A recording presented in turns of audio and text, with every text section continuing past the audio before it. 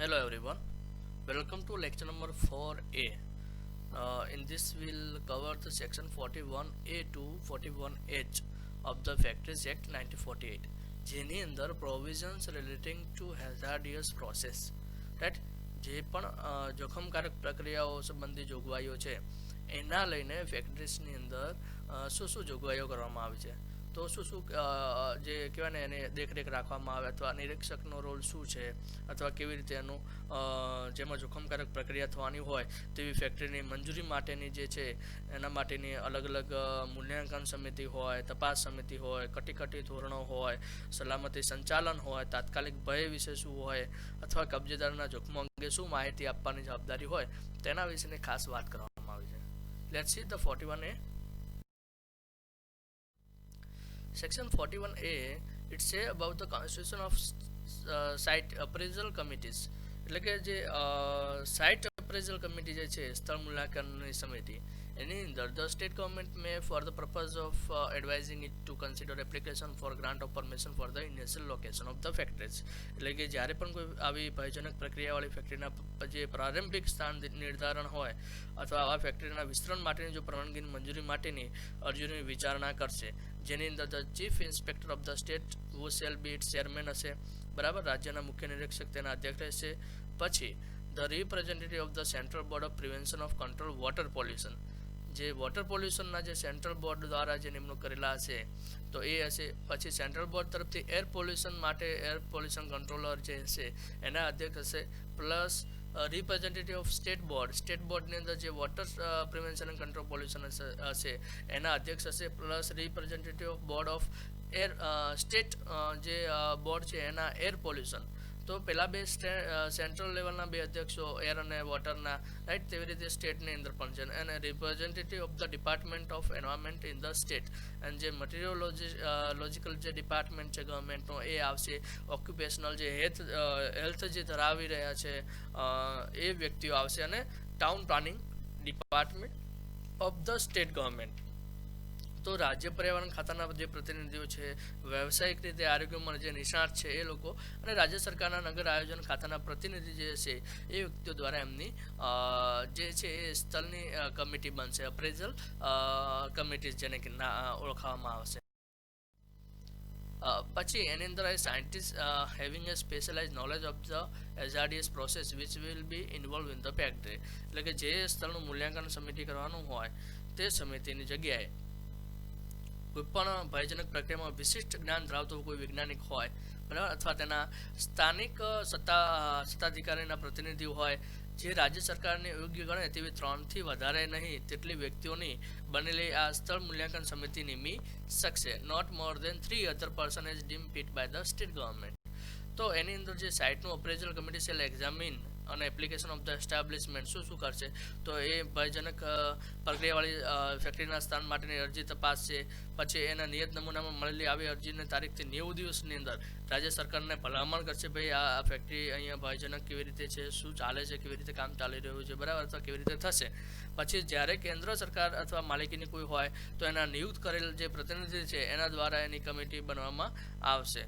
અને જે ભયજનક site appraiser shall have power to call for any informations, right, ભયજનક પ્રક્રિયાવાળા ફેક્ટરીના સ્થાન સ્થાપવાના અને વિસ્તરણ માટે અરજી કરનાર વ્યક્તિ પાસેથી કોઈપણ માહિતી મંગાવવાની સ્થળ મૂલ્યાંકન સમિતિને સત્તા રહેશે. This is all power given to them, the site appraisal કમિટીને.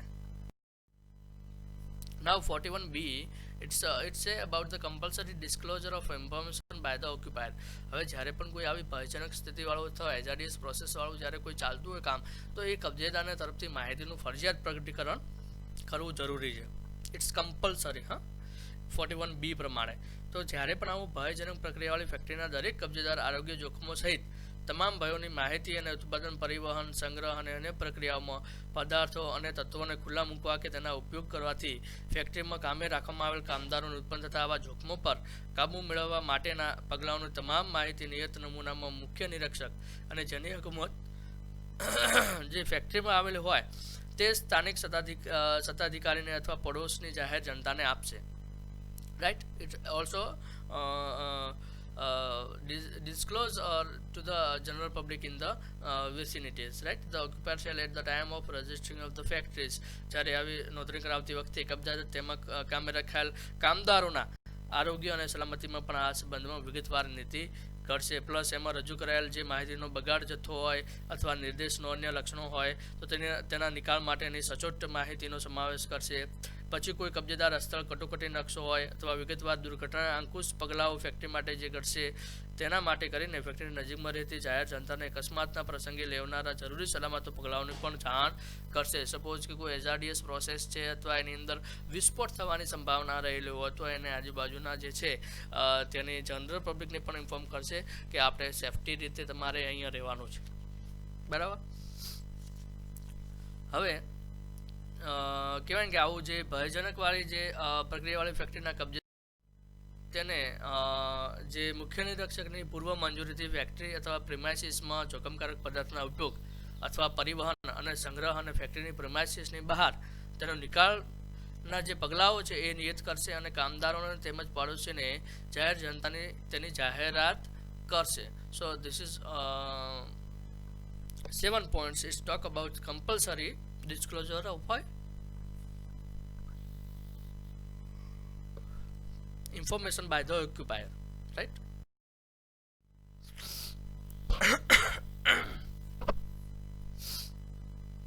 Now 41C જેની અંદર specific responsibility of the occupier in the relation to hazardous process. જ્યારે જોખમકારક પ્રક્રિયાનો સંબંધમાં કબજેદારોની નિર્દિષ્ટ જવાબદારી શું રહેશે તો every occupier of factory involving in any hazardous process shall maintain accurate and up to date health records, right? કોઈ પણ આવી ઝેરી અથવા નુકસાનકારક પદાર્થો ઉત્પાદિત થતા હોય ત્યાં સંગ્રહ કરતા હોય અથવા ઉપયોગ કરતા હોય અથવા પરિવહન કરતા હોય તો તે જ કામદારોના સંપર્કમાં આવતા હોય તેમના સચોટ અને અદ્યતન આરોગ્ય રેકોર્ડ અથવા યથાપ્રસંગ તબીબી રેકોર્ડ રાખશે અને નિયત કરવામાં આવે તે શરતોને આધીન રહીને આવો રેકોર્ડ કામદારોને જોવા મળી શકશે. જોખમકારક પદાર્થોના ઉપયોગમાં લાયકાતો અને અનુભવ ધરાવતી qualification and experience in the handling hazardous substances, right? અને ફેક્ટરીમાં આવા ઉપયોગના નિરીક્ષણ માટે સક્ષમ વ્યક્તિઓની નિમણૂક કરશે અને નિયત કરવામાં આવે તે રીતે કામદારોને રક્ષણ માટેની તમામ જરૂરી સગવડો કામના સ્થળે જોગવાઈ કરશે.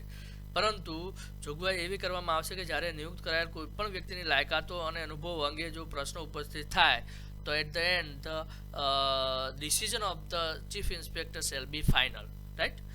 પછી એની અંદર provide for medical examination of every worker.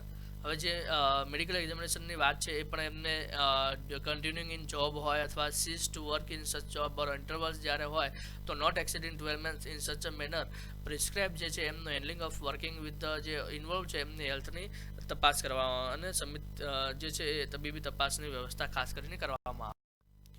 Now 41D in this power of central government to appoint inquiry committees, right? હવે સેન્ટ્રલ ગવર્મેન્ટને એવો પાવર રહેલો છે ભાઈ કોઈ તપાસ સમિતિ પણ રચી શકે કે ભાઈ આવી કોઈ જોખમકારક પ્રક્રિયાવાળી ફેક્ટરીમાં જો કોઈ અસાધારણ પરિસ્થિતિ ઉત્પન્ન થવાના પ્રસંગે અથવા કામે રખાયેલ કામદારોને આરોગ્ય અને સલામતી માટે નિયત કરાયેલા ધોરણો અથવા પગલાઓની સ્વીકૃતિ નિષ્ફળતા જો સ્વીકૃતિમાં નિષ્ફળતા હોય અને ઉપેક્ષાના કારણો હોય તો આવી નિષ્ફળતા અને ઉપેક્ષાના કારણે અસર પામેલ કે અસર થવાથી જો સંભાવના હોય કે ભાઈ તેવી જાહેર જનતાની સલામતીને આરોગ્ય માટે કારણો શોધવા માટે અથવા એને ભવિષ્યમાં આવી ફેક્ટરી અથવા અસાધારણ પરિસ્થિતિનું પુનરાવર્તન થતું અટકાવવા માટે કેન્દ્ર સરકાર ફેક્ટરીમાં પાળવામાં આવતા આરોગ્ય અને સલામતીના ધોરણોની તપાસ કરવા માટે તપાસ સમિતિ નિમી શકશે અને એ તપાસ સમિતિની ભલામણોનું સ્વરૂપ સલાહકારી લેશે. એટલે કે એડવાઇઝરી ઇન ધ નેચ સલાહકારી નેચરમાં રહેશે. એટલે આવી તપાસ કમિટી જે છે એ ખાસ કરીને બેસાડવામાં આવે જ્યારે પણ આવું કોઈ જોખમકારક પ્રક્રિયાવાળી ફેક્ટરીઝ હોય ત્યારે. Now 41E જે ઇમરજન્સી સ્ટેન્ડર્ડ્સ. હવે જ્યારે કોઈ પણ ફેક્ટરીની અંદર if the government is satisfied that no standard of safety have been prescribe in the respect of hazardous process. જ્યારે કેન્દ્ર સરકારને એમ ખાતરી કે ભાઈ કોઈ આવી જોખમકારક પ્રક્રિયામાં કોઈ સલામતીની કોઈ નિયતો ધોરણ કરેલા નથી આવ્યા અથવા કોઈ પણ ધોરણો નિયત કરવામાં નથી આવ્યા અથવા તો કોઈ નિયત કરાયેલ ધોરણો અપૂરતા છે તો તે ફેક્ટરીને જે છે એ સલાહ સેવા અને મજૂર સંસ્થાઓનો જે મહાનિદેશક અથવા જોખમકારક પ્રક્રિયામાં સલામતીના ધોરણોના સંબંધમાં નિપુણતા ધરાવનાર કોઈપણ સંસ્થાને આવી જોખમકારક પ્રક્રિયાના સંબંધમાં યોગ્ય ધોરણોના અમલ માટે કટોકટી ધોરણો ઘડવાની આદેશ આપી શકશે, રાઈટ. અને એ હેઠળ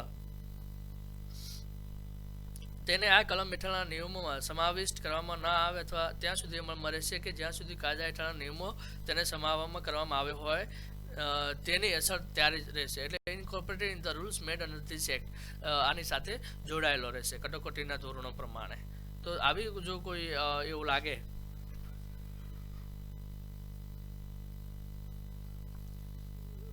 જોખમકારક પ્રક્રિયાની અંદર ત્યારે. Now 41F, જેની અંદર permissible limits of exposure of chemical and toxic substances. હવે રાસાયણિક અને ઝેરી પદાર્થો ખુલ્લા કરવાની જે પરવાનગી પાત્ર મર્યાદાઓ છે એના વિશે વાત કરવામાં આવે છે. એટલે કે કોઈ પણ ફેક્ટરીની અંદર જ્યારે જોખમકારક કે અન્ય ઉત્પાદન પ્રક્રિયામાં જ્યારે રાસાયણિક અથવા ઝેરી પદાર્થો ખુલ્લા કરવાની ગુરુત્તમ પ્રારંભિક મર્યાદા જે છે એ exactly mention in the second schedule, right. But કેન્દ્ર સરકાર અથવા ક્ષેત્રની જે નિપુણ સંસ્થાઓ છે અથવા નિષ્ણાતો પાસેથી જે મેળવેલ વૈજ્ઞાનિક સાબિતીનો અમલ કરવાના હેતુથી સત્તાવાર આજ્ઞા પત્રિકામાં જાહેરનામું બહાર પાડીને તે પરિશિષ્ટમાં યોગ્ય ફેરફારો કરી. 41G, it's talk about workers participation in safety management. જ્યારે સલામતી સંચાલનમાં કામદારોની ભાગીદારી વિશે કરવામાં વાત આવે તો જે ફેક્ટરીની અંદર જોખમકારક પ્રક્રિયા થતી હોય અથવા જ્યાં જોખમકારક પદાર્થોનો ઉપયોગ થતો હોય તો તે દરેક ફેક્ટરીના કબજેદાર કામ કરતી વખતે યોગ્ય સલામતી અને આરોગ્ય જળવાઈ રહે તે માટે અને તે સંબંધમાં જે લેવાયેલ પગલાઓનું વખતો વખત જે પુનરાવલોકન છે એ કરવા માટે કામદારો અને સંચાલન વચ્ચે સહકારને ઉત્તેજન આપવા લેવાયેલ પગલાઓનું કામદારો અને સંચાલનની સરખી સંખ્યાના જે પ્રતિનિધિઓનું બનેલી સલામતી સમિતિની રચના કરશે, બરાબર. એટલે સલામતી સંચાલનમાં કામદારોની ભાગીદારી રહેશે, પ્લસ સલામતી સમિતિની રચના અથવા તેના સભ્યોના હોદ્દાની મુદત અને તેમના અધિકારો અને ફરજો નિયત કરવામાં આવે તે પ્રમાણેની રહેશે. તો આ જે છે એ participation in the safety management જે છે એમાં કામદારોની પણ ભાગીદારી લેવામાં આવે છે. Now section 41H, in this right of worker to warn about imminent danger, જ્યારે તાત્કાલિક ભય અંગે ચેતવણી આપવાનો કામદારનો અધિકાર. એટલે જ્યારે કોઈ જોખમકારક પ્રક્રિયામાં રોકાયેલ કામે રાખવામાં આવેલ કામદારોને એમ વાજબી ધારતી હોય કે ભાઈ કોઈ અકસ્માતના કારણે તેમના જીવન અથવા આરોગ્યને તાત્કાલિક ભય છે તો તેઓએ તે કબજેદારને અથવા એજન્ટને અથવા મેનેજરને અથવા ફેક્ટરીને અથવા સીધી રીતે પ્રક્રિયાના હવાલામાં રહેલ કોઈપણ વ્યક્તિ અથવા સલામતી સમિતિના તેમના પ્રતિનિધિ મારફત ધ્યાન પર લાવી શકે અને તે જ વખતે નિરીક્ષકના ધ્યાન પર પણ લાવી શકે. એટલે કોઈને આવી તકલીફ હોય તો ભાઈ કામદારોનું છે એ કહી શકે છે.